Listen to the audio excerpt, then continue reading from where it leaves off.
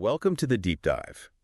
Today, we're going deep into Excel VBA. Ooh, excited. Yeah, you've provided a ton of videos, well, actually transcripts of videos all on Thai. Wow. Someone is clearly looking to become an Excel wizard, I think. Yeah. So get ready to unlock the secrets of automation and really make Excel work for you, not the other way around. It's really amazing how these programming concepts can transcend language barriers, you know? Yeah. These videos, they offer a universal foundation in VBA, and I think we're going to have a good time breaking them down into some actionable insights that anyone can use. Okay, cool. So we've got transcripts from what looks like a whole series of videos. Right. Going from like the very basics of VBA all the way to more advanced stuff like loops and maybe even some data manipulation. Definitely. So where should we even start? Well, I think before we jump into all the technical details, Yeah. it's important to get a sense of why VBA is such a valuable tool, Okay. especially for anyone who's working with Excel regularly. Okay, so why should we care about VBA? Right. What makes it so special? Well, imagine being able to just tell Excel exactly what to do. Okay. Like imagine updating hundreds of cells with a single click, or generating complex reports automatically, Huh. or even pulling live data from the web. Wow. That's the power of VBA. It takes you from being a spreadsheet user to a spreadsheet master. Okay, that does sound pretty amazing. Uh, I'm starting to see the appeal. yeah. But I have to admit, the term VBA still sounds a little intimidating to me. Yeah, I can see that. What exactly is it? So VBA stands for Visual Basic for Applications. Okay. It's a programming language, but don't let that scare you. Okay. What's great about VBA is that it's already built right into Microsoft Office applications like Excel. So it's like a secret weapon that's hidden in plain sight Exactly. on my computer. That's a great way to put it. And the instructor of these videos actually has a really interesting perspective on VBA. Okay. They see it as a fantastic entry point for anyone who wants to learn programming, Mm-hmm. regardless of their technical background. That's really cool. Yeah. What makes it such a good starting point then? Well, for one thing, it's very accessible. You don't need to buy any special software Uh-huh. because you probably already have Excel installed on your computer. Yeah. And it's also relatively simple to learn, Okay. especially compared to some other programming languages out there. So it's beginner friendly, but still powerful enough to do like serious automation. Absolutely. And here's another great thing about VBA. Yep. Because it's integrated with Excel, Yeah. you can really focus on learning the core logic of programming Okay. without having to worry about designing complicated user interfaces. Gotcha. Plus, the instructor actually points out that Excel, with its rows and columns, Right. actually acts as a natural database. So Mhm. you can start manipulating data and seeing the results right away. Yeah. Which can be really motivating for someone who's brand new to programming. Yeah, it's like learning to cook with ingredients you already have in your pantry. That's a perfect analogy. Okay, I'm sold on the why. Great. Now, how do we actually get started? Okay. Where do we find this hidden VBA world within Excel? First, you need to activate something called the Developer tab in Excel. Okay. You can do this by going to File, then Options, then Customize Ribbon, and just make sure that the developer box is checked. Right. That unlocks a whole new set of tools, including the VBA editor. Got it. It's like finding a secret level in a video game. Aha, exactly. Okay, so once we have that developer tab enabled, what's next? Now we need to dive into some basic programming concepts. Okay. One of the most fundamental is the idea of variables. I remember hearing about variables in math class, Yeah. but I'm not sure I fully understood them. I think a lot of people feel that way. How do they work in programming? The instructor actually uses this brilliant analogy Okay. that makes it crystal clear. I like analogies. So imagine a variable as a container, like a box, Okay. where you can store information. Okay. And when you need to use that information, you just open the box and retrieve it. So it's like having labeled boxes for different types of information. Like a box for numbers, a box for text, and so on. Exactly. And just like boxes come in different shapes and sizes, Yeah. variables in VBA come in different data types. Uh-huh. These data types are designed to hold specific kinds of information. That makes sense. Yeah. What are some of the common data types that we'll encounter in VBA then? Some of the most common ones are integers, single strings, and booleans. Okay. Integers are used to store whole numbers, Oh. like the number of rows in a spreadsheet Huh? or the count of items in a list. So if I wanted to keep track of like how many times a certain action happened in my code, Yes. I would use an integer variable. Exactly. Singles, on the other hand, are used for numbers with decimal points, Right. like financial figures or percentages. So singles are like those boxes with extra padding, Huh, I like that. designed for numbers that need a bit more precision. Perfect analogy. What about strings? Strings are used for storing text, Okay. such as names, addresses, or even entire sentences. Gotcha. And Booleans. What are those used for? Booleans are like simple on-off switches. Got it. They hold a value of either true or false, Uh-huh. and they're often used in these things called conditional statements, Okay. which control the flow of your code. All right. I think I'm starting to get a handle on variables and data types. Good. Like we're organizing our code's thoughts, giving each piece of data its own designated space. I like that. But how do we actually tell our code what to do with all this information? Right. How do we make it come alive? So that's where operators come in. Okay. They're like the action verbs of our code. But before we get into those, let's talk about how to write our very first piece of VBA code. Okay. Have you ever heard of a sub-procedure? I can't say that I have. Is that something I should be worried about? Not at all. A sub-procedure is basically like a mini program Okay. within your VBA code. It's a block of instructions that performs a specific task. So it's like a self-contained unit of code that we can call upon whenever we need to perform a particular action. Exactly. And it's surprisingly easy to create. Okay. You start with the keywords sub and end sub to define the beginning and end of your procedure. So it's like putting up a fence around a section of code. Yes. To tell VBA, this is where this particular task happens. Exactly. And within that fenced-in area, you can use the cells object to interact with specific cells in your spreadsheet. So if I wanted to write some text into a specific cell, I would use the cells object to target that cell and then tell it what to write. Exactly. For example, if you wanted to write the text, hello VBA, into the cell located in the first row and first column, the code would look like this. Cells 1, 1.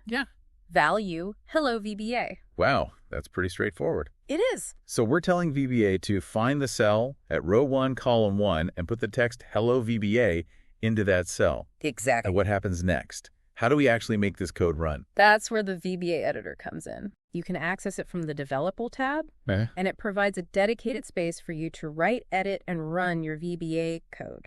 To execute your My First VBA procedure, you would simply click the Run button within the editor. And just like that, hello VBA would appear in my spreadsheet. That's right. This is pretty exciting. Yeah. But what if I make a mistake in my code? How do I fix it? Good question. Is there a way to find and fix errors in VBA? Of course. It wouldn't be programming without a few bugs along the way, right? Right. The instructor actually devotes a good chunk of time to debugging techniques. One of the most useful is the ability to step through your code line by line using the F8 key. So it's like slow motion replay for my code. Exactly. Good. This allows you to see exactly what's happening at each step. Oh, cool. Watch how variables change values and identify any errors as they occur. That sounds incredibly helpful. Yeah. What other debugging tools do we have at our disposal? Another powerful technique is the use of breakpoints. Breakpoints? You can click in the margin next to a line of code to set a breakpoint. Okay. And when you run your code, it will pause at that point. So it's like putting a roadblock in our code. Yeah. Forcing it to stop so we can take a closer look. Exactly. That gives you a chance to examine the state of your program, inspect variable values, and just make sure everything is working as expected. Okay, I'm definitely starting to feel more confident about tackling VBA. Good. But before we go any further, is there a way to get a feel for VBA code? Yeah. Without having to write it from scratch? Sure. It would be nice to see some examples and understand how different actions translate into code. You're in luck. VBA actually has this built-in feature called the macro recorder. The macro recorder. Think of it as your personal assistant that observes your actions in Excel and then translates them into VBA code. That sounds amazing. So I can just perform the actions I want to automate, and the macro recorder will write the code for me. Exactly. You simply start recording a macro, perform the actions you want to capture, and then stop recording. Okay. The recorder will generate the corresponding VBA code. Cool. Which you can then view and edit in the VBA editor. That's a brilliant way to learn by example. It is. Okay, so we've covered the basics of what VBA is. Right. Why it's so powerful. How to get started with the VBA editor. And even how to use the macro recorder to generate code. That's right. What other essential concepts do we need to grasp before we dive deeper into VBA's capabilities? There are a couple other foundational concepts that the instructor touches on, including loops constants and something called variable scope. Okay, those sound a bit more advanced. Yeah. Maybe we should take a closer look at those in part 2 of our deep dive. Sounds good. Great. We'll be back soon to explore those concepts and unlock even more VBA magic. I'm looking forward to it. Welcome back to our deep dive into Excel VBA. Yes, welcome back. Last time we left off with the concept of loops and constants and something called variable scope. Right. My brain is ready for more VBA knowledge. Excellent. These next concepts really build upon what we discussed earlier and add more tools to your VBA toolkit. Gotcha. So let's start with loops. Okay. They're one of the most powerful features of VBA because they let you repeat a block of code multiple times. Okay. Which is perfect for automating these repetitive tasks. I'm intrigued. Can you give me like a real-world example of how we might use a loop in Excel? Absolutely. Imagine you have a spreadsheet with hundreds of rows of data. Okay. And you need to apply a formula to every single row. Right. Doing that manually would take forever. Yeah, it would. But with a loop, you can just tell VBA to do it for you in a flash. So instead of like copying and pasting the formula hundreds of times, I could write a few lines of VBA code to do it automatically. Exactly. And there are two main types of loops in VBA. Okay. For loops and while loops. A for loop is used when you know exactly how many times you want to repeat the code. Okay. Like if you want to loop through 100 rows of data, you would use a for loop. So a for loop is like setting a timer on your code. Yeah. Telling it to run a certain number of times and then stop. That's a great way to think about it. Okay. A while loop, on the other hand, runs as long as a certain condition is true. For example, you could use a while loop to keep processing data until you reach like an empty cell. So it's like saying, keep doing this until you hit a wall. Precisely. Loops are incredibly versatile and really essential for automating many common Excel tasks. Right. Loops are definitely going on my list of VBA superpowers to master. Good. What about constants? What are those all about? So constants are like variables, but their values never change. Okay. They're useful for defining these fixed values that you might use throughout your code, like the value of pi or the name of a specific worksheet. So it's like setting a rule in your code. Yeah. This value is fixed and can't be modified. Exactly. Using constants can make your code more readable and easier to maintain. Gotcha. Because you're not hard-coding values all over the place. Right. So if you need to update a value, you only have to change it in one spot. That makes a lot of sense. Yeah. It's like defining the building blocks of your code, ensuring consistency, and preventing any like accidental changes that could mess things up. Exactly. Okay, what about variable scope? That one sounds a bit mysterious. So variable scope is all about where a particular variable can be accessed and used within your code. All right. Remember the instructor's analogy about different teams working on different parts of a building? Yes, the one where everyone would get confused if they all used the same names for their tools. Exactly. Variable scope is like setting boundaries for your variables. Okay. Making sure they're only accessible where they're needed and preventing conflicts with other parts of your code. So it's like having different levels of access to information within our code. Precisely. There are 3 main levels of variable scope in VBA. Local, private, and public. Right. Local variables are declared within a specific procedure. They're like those specialized tools that are only available to the team working in a particular room. Okay. Private variables are declared at the module level. Yeah. They're like tools kept in a shared workshop that's accessible to everyone working on that floor of the building. Gotcha. And public variables. Yeah. They're like those essential tools that everyone in the entire building can access. Okay. Regardless of which team they're on. I love those analogies. Yeah. They make understanding these concepts so much easier. Glad to hear it. So local variables have the most restricted access.